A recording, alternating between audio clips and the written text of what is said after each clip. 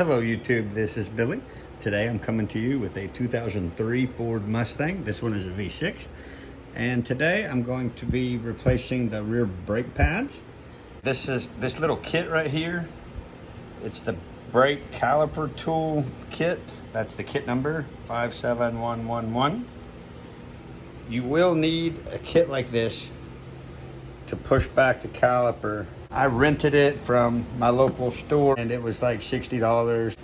When I return the tool, then I get my $60 back.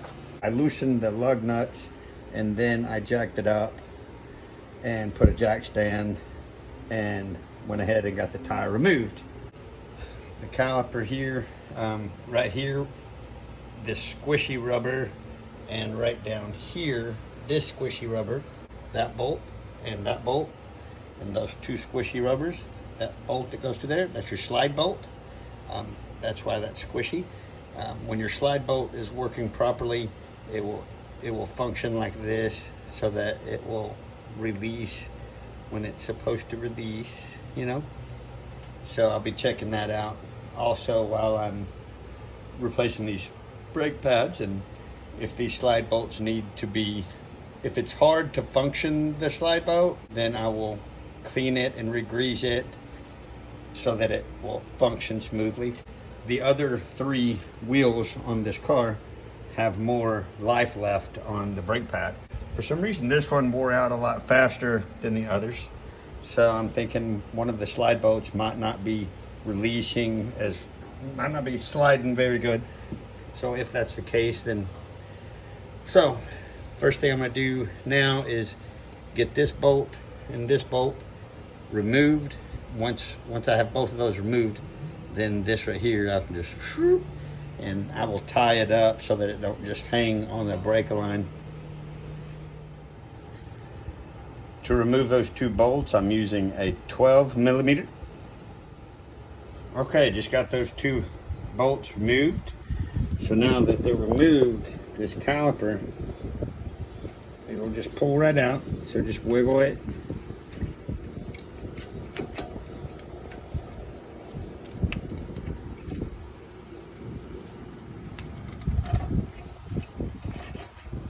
See, now that you've got it out, you want to tie it up so that it's not just hanging on the brake lines. Okay, got my zip ties rigged up, keeping the caliper from just hanging on the brake lines, and set the pads that came out, pulled them out, set them to the side, and you'll notice that so this is the outside pad, super thin. This pad was the one that was closest to me when it was on right there. And this pad was the pad that was on the inside, on the back side. And you see this, all this, it's done wore straight through the pad and it started making contact with the metal. Now, it's doing that more so on the bottom. So, in looking at these slide bolts, so this top one, right here where the squishy stuff is, see this? This one's moving pretty good. Now the bottom one,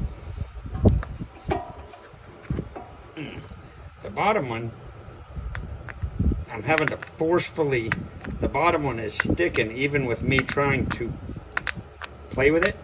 So this bottom one was definitely not wanting to do its job and slide back and forth, and that's exactly why it was the evidence is right here on the bottom where it was hanging up. So I will be getting this slide bolt removed, pulled out, clean it, re-grease it, put it back together, and then it'll be functioning really well. Okay, all I did was firmly pull on it to get it to come out, and so this slide bolt came out of the bottom there, and you can see how crusty the little bit of grease that's there. It's just it's old and crusty. It's not performing as well as it needs to be performing.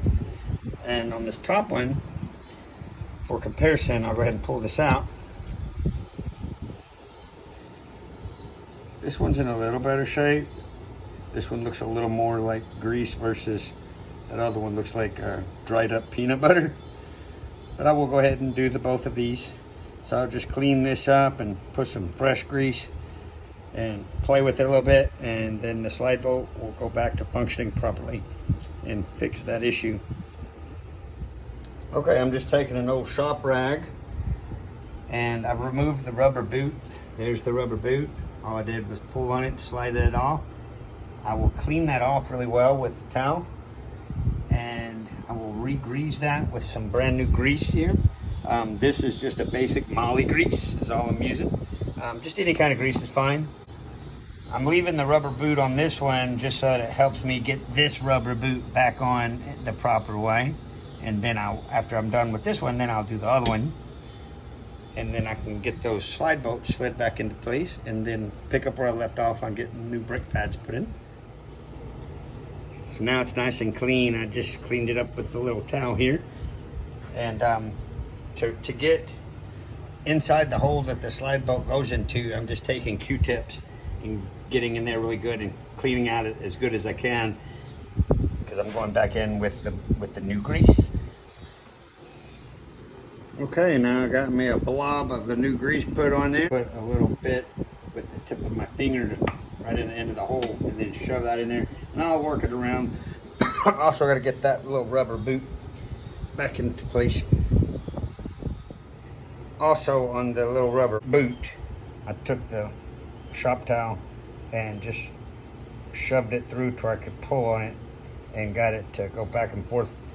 Got the towel to go through there to get that old nasty grease out of there. Got it packed with grease real good and shoved it down in there where it goes. And when you push hard like that little rubber boot will snap right back into place. And what you'll notice now that it's been cleaned and re-greased, you will notice, look, I'm not having to put forth any effort. It's coming right back out all on its own. That's what you want. Okay, just got done getting the top one cleaned and re-greased, and just put it back in, and look at that sucker is working like a champ. So now both of those are done. I'm going to replace this rotor, so I'm going to go ahead and get this bracket right here removed, get that rotor slid off, and put a slide on the new one. Okay, so those two bolts that's holding on this bracket that's for the caliper, they're right back here. There's one right here, and there's one just like it below it. It is a 15, so I'm using a 15 millimeter to get this bracket set to the side so I can swap out this rotor. So now with this bracket set to the side, and here's the two bolts that was holding it on. Once that's out of the way, this rotor literally just slides right off. Exact same size and diameter. Now this is an upgrade rotor. Now that I've got that slid into place, now I can get this little bracket put back into place.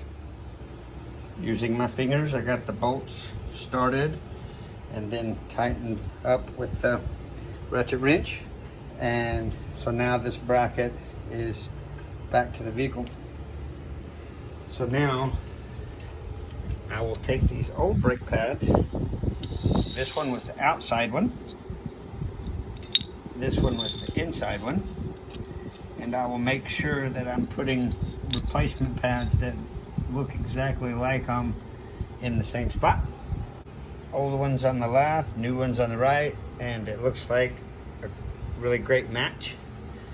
So now we'll go ahead and get these slid into place. And I like to put a little bit of grease right there and up here. Put me just a little bit of grease up in there. Okay, on these little clips,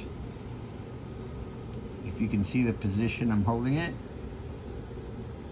just drops on there like that, and then you kick it like that. So this is what it looks like, just like that. I'm gonna push this way like this. See? So when you go on, you hold it in this position, okay? hold it in this position, just drop it on there like that, and then rotate this while pushing down on this side. Pull this side up, and it just stays into place. See this little ear that's sticking out right there? That helps that brake pad fit snugly into its little home. Okay, after getting both of those little clips slid into place on the pad, what I just did to get it to go in is the top one, I went in with the top first, and then on the bottom, that little ear, I was pushing up on that ear and at the same time pushing back here.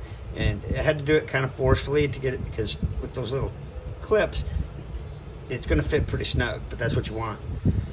Okay, so that's this side, and same thing to the back side.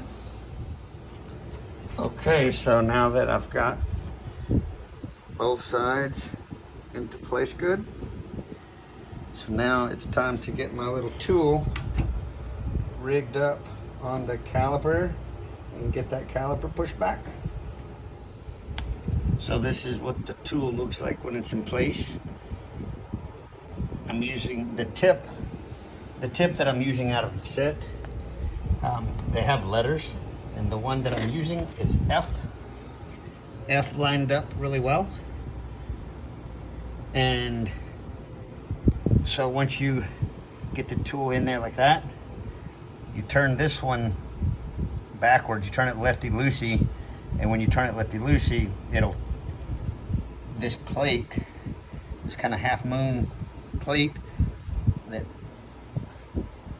is on, when you put it in, you want it to be on this side. This piece right here is part of the caliper.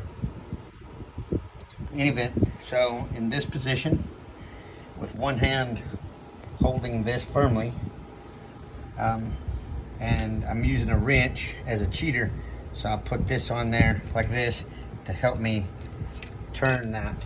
And when I turn it, I'm turning it clockwise, and while I do that, it's pushing the caliper back. Now, to help the fluid have a place to go, to make it easier, makes it a little easier, is the brake reservoir, the cap.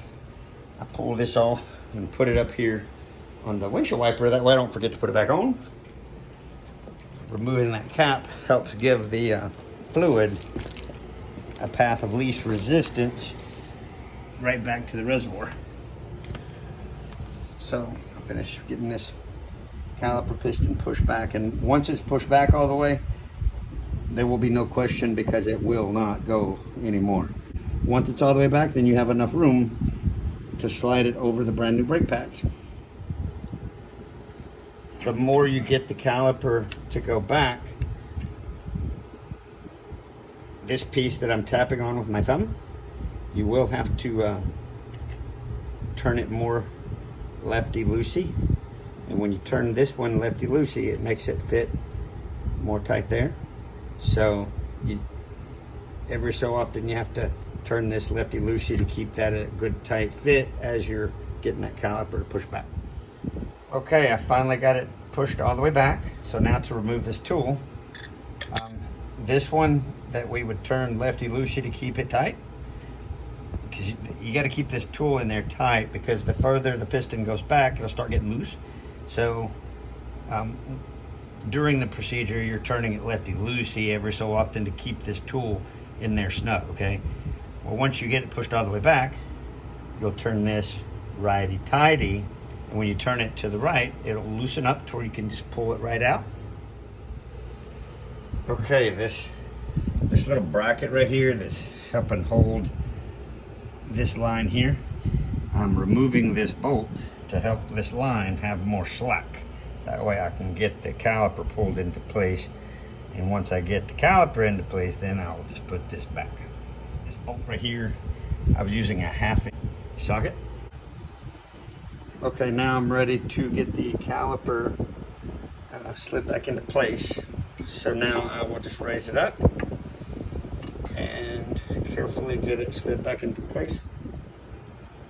Okay, I just got the caliper into place, and Down there on the bottom of the caliper, this line right here, the same line that I loosened this off just to give it some wiggle, that line is really close to the head of that lower bolt down there.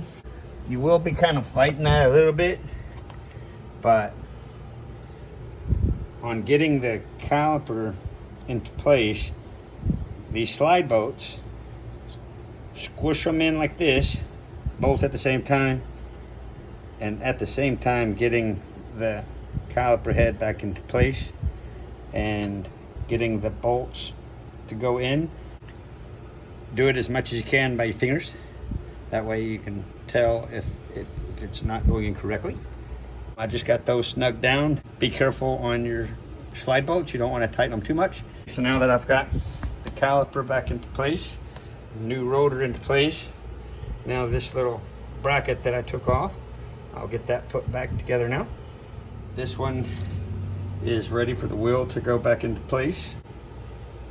Be the exact same procedure on the driver's side of the car. Okay, I was wanting to show you guys a good example of the damage done to the rotor when it starts rubbing metal. I don't know if you can see this bump right here. Yeah, this bump should not be there.